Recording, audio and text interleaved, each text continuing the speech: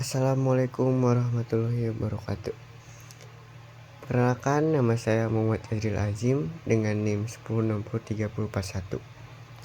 Pada kesempatan kali ini saya akan menjelaskan untuk bagian struktur pertama dalam materi kita kali ini, yaitu tentang first order logic fall. First order logic fall ini adalah konsep dasar logika proposisional yang merupakan cabang logika yang membahas pernyataan-pernyataan sederhana yang hanya memiliki dua kemungkinan nilai, yaitu benar atau salah. Setiap pernyataan direpresentasikan dengan simbol seperti A, B, dan C yang masing-masing mewakili suatu kondisi atau fakta tertentu.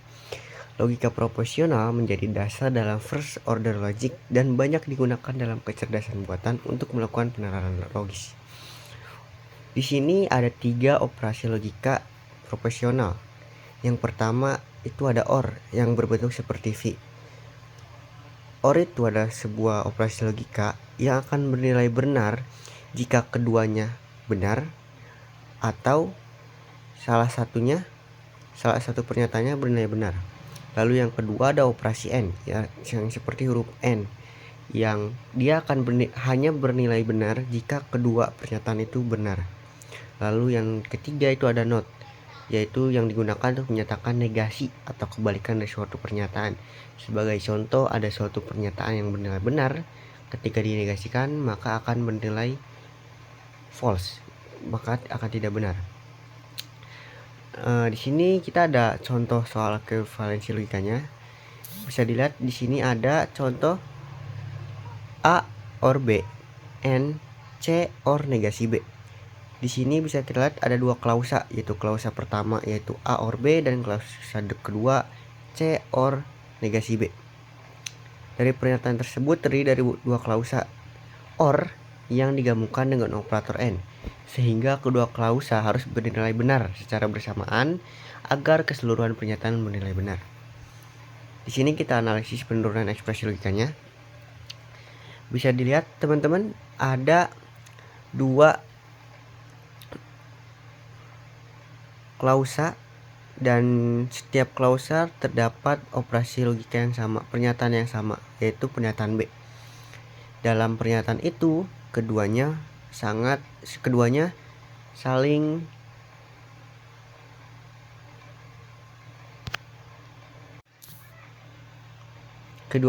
berlawanan. Pada klausa pertama A or B dan pada klausa kedua C or negasi B. Dalam kasus ini secara logika, maka ketika B-nya bernilai benar, maka secara tidak langsung pada klausa kedua memaksakan C yang akan masuk ke dalam sebuah pernyataan, yaitu C harus benar. Begitupun sebaliknya, ketika B-nya tidak benar, maka mengharuskan klausa pertama pernyataan A itu harus benar.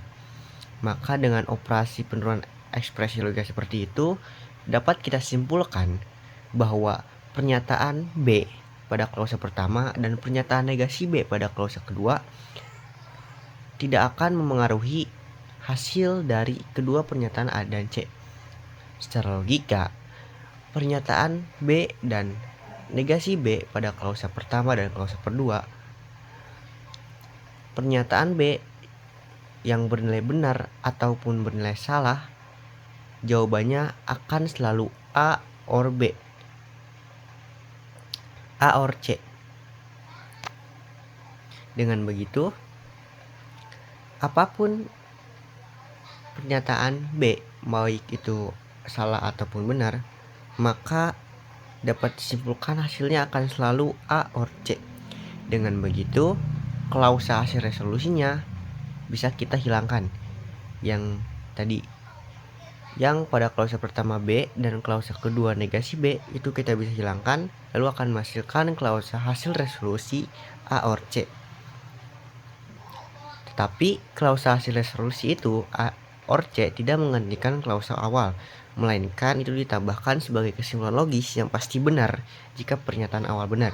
Jadi apapun pernyataan B, baik itu dia bernilai benar atau bernilai salah, maka hasilnya secara logika pasti akan A or C. Oleh karena itu, maka bisa kita tambahkan hasil resolusi itu A or C ke dalam pernyataan, sehingga bentuk pernyataan yang ekuivalen secara logika dan sudah penurunan itu adalah dalam kurung A or B, N dalam kurung lagi C or negasi B seperti soal tadi, lalu kita tambahkan N dalam kurung A or C. Nah, penambahan klausa ini tidak mengubah makna logika, tetapi memperjelas konsekuensi logis dari pernyataan awal bahwa apapun pernyataan B-nya, mau itu bernilai benar ataupun salah, maka A or C itu pasti akan selalu bernilai benar. Segitu saja pembahasan materi tentang logika proporsional dari saya. Sekian, terima kasih. Wassalamualaikum warahmatullahi wabarakatuh. Di bagian ini saya akan membahas salah satu metode pencarian dalam kecerdasan buatan, yaitu Best First Search, yang mana metode ini digunakan untuk membantu sistem menemukan solusi dengan cara memilih langkah yang paling menjanjikan lebih dulu. Nah, Best First Search atau BFS di sini adalah algoritma pencarian yang cerdas digunakan secara luas dalam AI untuk menemukan jalur terbaik menuju solusi. Pengertian dari BFS yaitu strategi pencarian grafik yang mengeksplorasi node-node dengan potensi terbaik terlebih dahulu berdasarkan fungsi heuristik. Secara sederhananya, Best First Search adalah strategi pencarian pada grafik atau peta yang selalu memilih node terbaik berdasarkan perkiraan jaraknya ke tujuan. Node yang dianggap terbaik adalah node yang memiliki nilai heuristik paling kecil karena dianggap paling dekat dengan goal.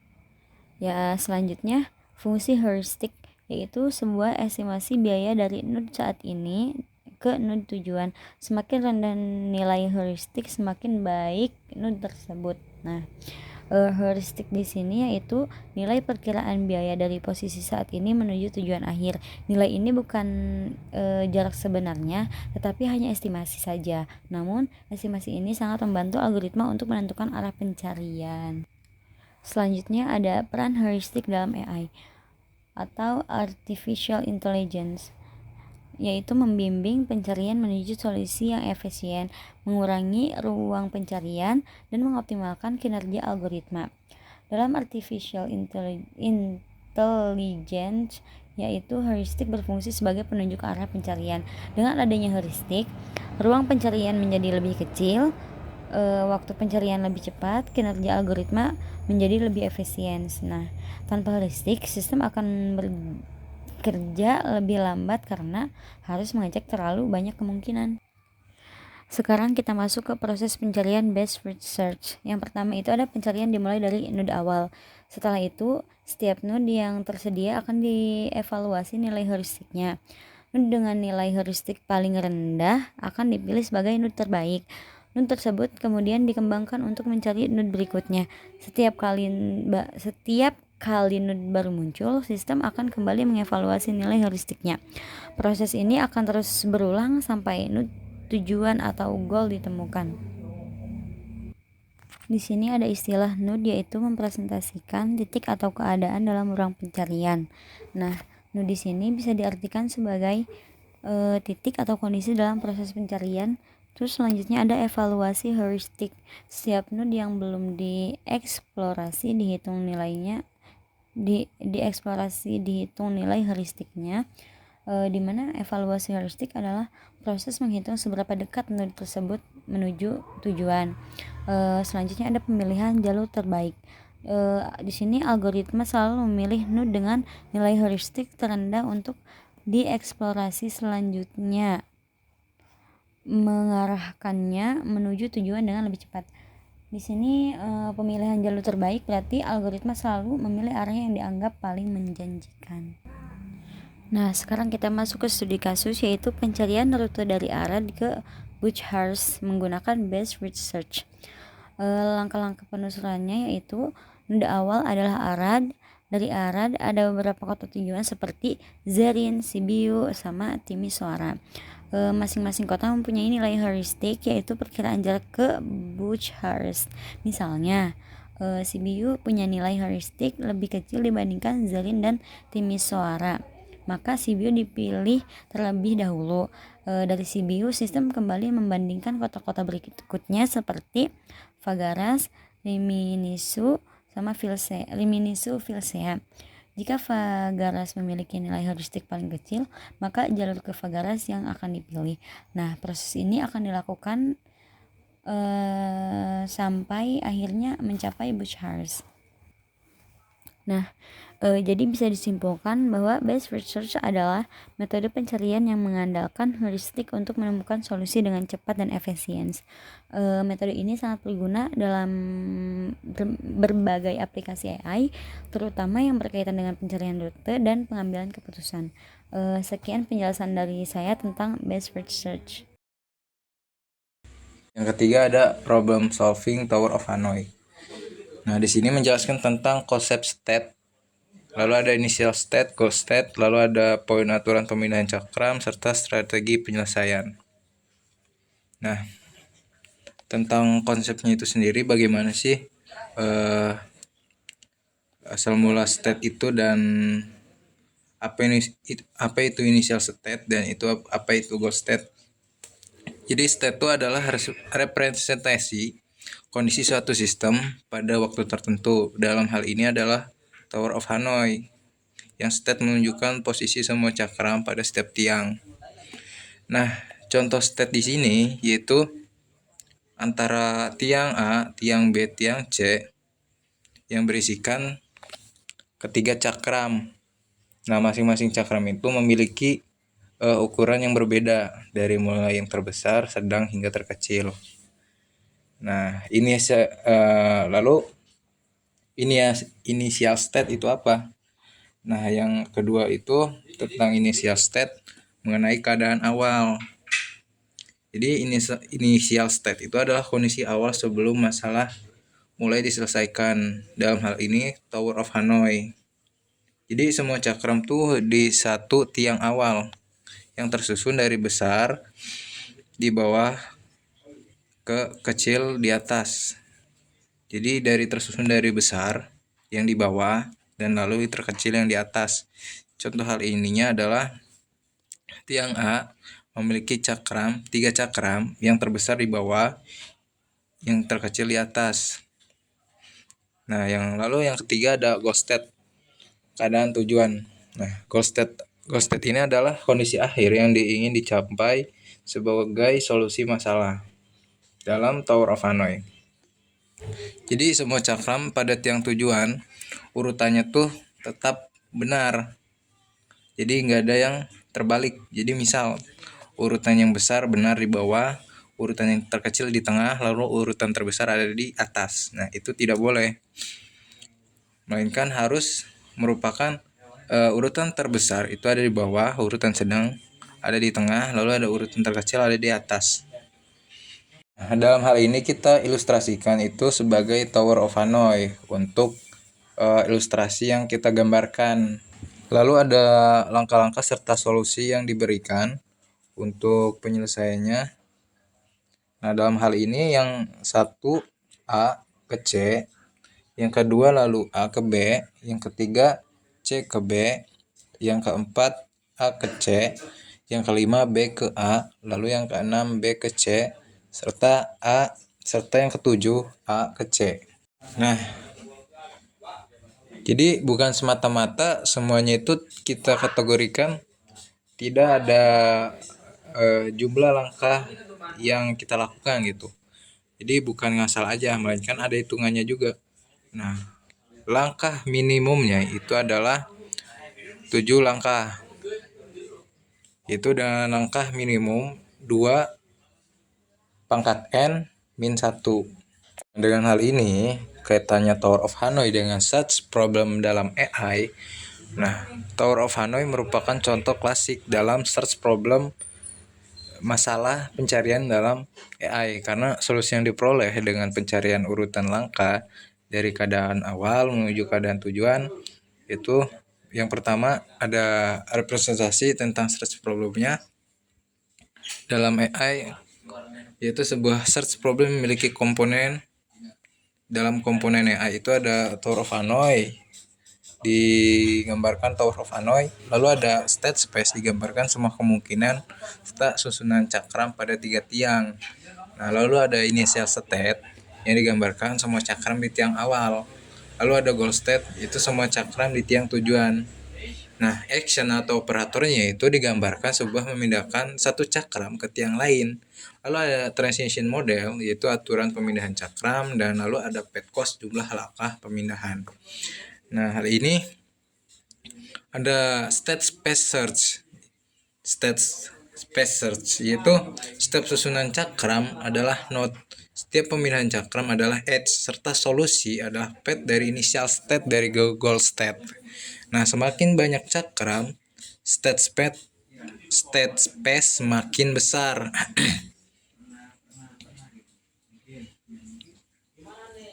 Lalu ada algoritma search yang digunakan dalam AI, ada depth first search atau DFS. Nah, ini cocok karena solusi bersifat rekursif, namun tidak selalu optimal. Serta ada breadth first search atau BFS yang menjamin solusi langkah minimum tetapi membutuhkan memori besar.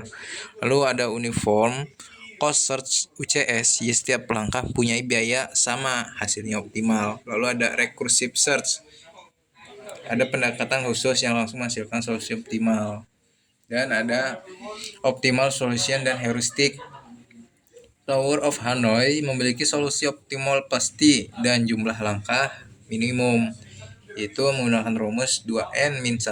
Dalam AI ini contoh problem tanpa heuristik kompleks karena solusi matematis sudah diketahui. Dan karakteristik masalah AI dalam Tower of Hanoi termasuk deterministik, tidak ada unsur acak, serta fully observable, semua state terlihat jelas, serta single agent, hanya satu agen yang bergerak, serta discrete, langkah dan state terpisah jelas. Jadi untuk kesimpulan singkat, Tower Hanoi adalah search problem dalam AI karena penyelesaiannya dilakukan dengan mencari urutan dari tindakan ke tindakan yang diawali dengan initial state ke goal state dalam jumlah ruang keadaan, yaitu state space sesuai aturan tertentu dengan tujuan meminimalkan jumlah langkah. Sekian dari saya, terima kasih. Sekian dari kelompok kami, terima kasih.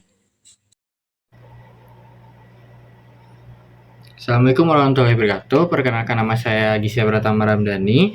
Kali ini saya akan membahas tentang analisis statement atau memahami bahasa manusia dengan AI.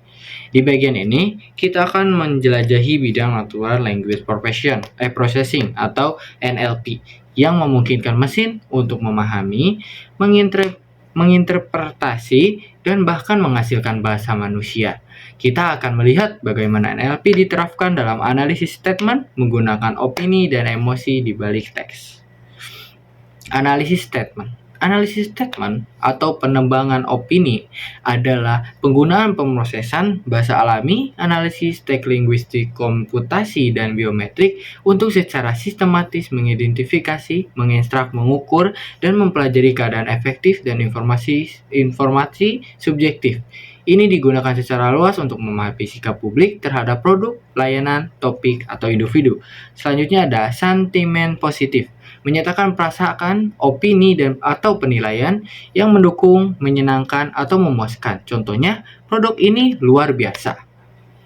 Selanjutnya ada statement negatif, menggunakan perasaan, opini, atau penilaian yang menentang, tidak menyenangkan, atau tidak memuaskan. Contohnya, pengiriman ini sangat lambat. Mengubah kata menjadi data untuk AI. 1. Bag of words atau BOW, pendekatan sederhana di mana sebuah teks dipresentasikan sebagai kantong atau kumpulan kata dan menghitung frekuensi kemunculan setiap kata dalam dokumen. Urutan kata dan struktur gramatika diabaikan. Yang kedua ada TF-ID atau IDF, singkatan dari Time Quality Inverse Document atau Document Version, adalah metode statistik yang digunakan untuk mengevaluasi seberapa penting sebuah kata bagi sebuah dokumen dalam koleksi atau korpus. Ini mengukur sebagai Sering kata muncul dalam dokumen, namun juga memberi bobot lebih rendah pada kata-kata yang sangat umum di seluruh korps. Perbedaan dasarnya antara BOW fokus pada frekuensi, hanya berfokus pada seberapa sering sebuah kata muncul dalam dokumentasi. Setiap kata diperlakukan secara independen tanpa mengembangkan konteks atau posisinya dalam kalimat. Sedangkan TF, ID atau IDF fokus relevan, tidak hanya frekuensi tetapi juga pentingnya kata dalam dokumen relatif terhadap korups. Ini membantu mengurangi bobot kata umum yang kurang informatif, misalnya dan, di, atau itu.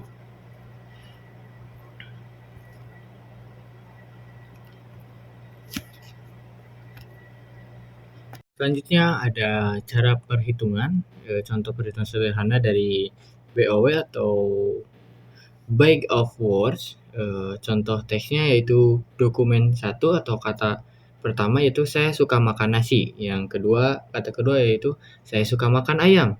Langkah pertama adalah gabungkan semua kata unik seperti kata saya suka makan nasi ayam. Selanjutnya langkah kedua, hitung di setiap kata. Jadi seperti saya jumlahnya 1, suka jumlahnya 1, makan jumlahnya 1, nasi jumlah 1, dan ayam jumlahnya 0.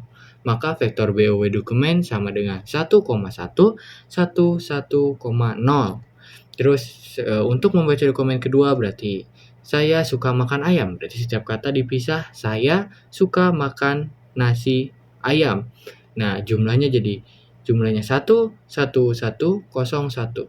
Kesimpulannya, BOW itu lebih mudah, hanya hitung frekuensi kata umum seperti saya, tetapi dianggap penting padahal kurang informatif. Sedangkan TF-IDF atau Time Frequency, Inverse Document Frequency, yaitu dengan rumus TF sama dengan jumlah kata dokumen dibagi total kata dalam dokumen. Jadi seperti saya suka makan nasi, totalnya ada 4 kata. Kata saya suka makan nasi, jumlahnya ada 1, 1, 1, 1, TF-nya 1 bagi 4 sama dengan 0,25. Berarti suka jumlahnya 1, TF-nya 25, makan jumlahnya 1, TF-nya 25, nasi jumlahnya 1, TF-nya 25. Sedangkan B inverse menggunakan rumus IDF sama dengan log jumlah dokumen dibagi jumlah dokumen yang mengandung kata. Jumlah dokumen sama dengan 2. Cara hitungnya, misalnya dengan kata saya ada di beberapa dokumen, di dokumen 2. IDF-nya berarti log 2 bagi 2 sama dengan 0. Suka ada 2 sama dengan 0, makan sama dengan 2 sama dengan 0. Sedangkan nasi itu 1, berarti log 2 dibagi 1 sama dengan 0,3, dan ayam itu 1, hasilnya juga berarti 0,3. Ini untuk studi kasus statement ya, tadi kita sudah ke cara perhitungan. Ini ada yang lain, studi kasus lain, misalnya ulasan positif, layanan sangat cepat dan produk bekerja dengan baik, sangat direkomendasikan. Itu ulasan positif. Dan ulasan negatif, kecewa dengan kualitasnya, tidak sesuai ekspektasi sama sekali. Nah, pertama untuk BOW yaitu mengubah teks menjadi angka. Contohnya adalah produk ini bekerja dengan baik. Produk sama dengan 1, ini sama dengan 1, bekerja sama dengan 1, bekerja sama dengan 1, dengan sama dengan 1, baik sama dengan 1. Sedangkan untuk contoh sederhana dari TF-IDF yaitu frekuensi bekerja dalam dokumen misalnya 1. IDF itu seberapa jarang bekerja muncul di seluruh korups dokumen. Semakin jarang maka semakin tinggi nilainya. Misalnya TF dikali IDF menunjukkan pentingnya kata tersebut relatif terhadap dokumen dan korups, seperti yang dijelaskan di video sebelumnya.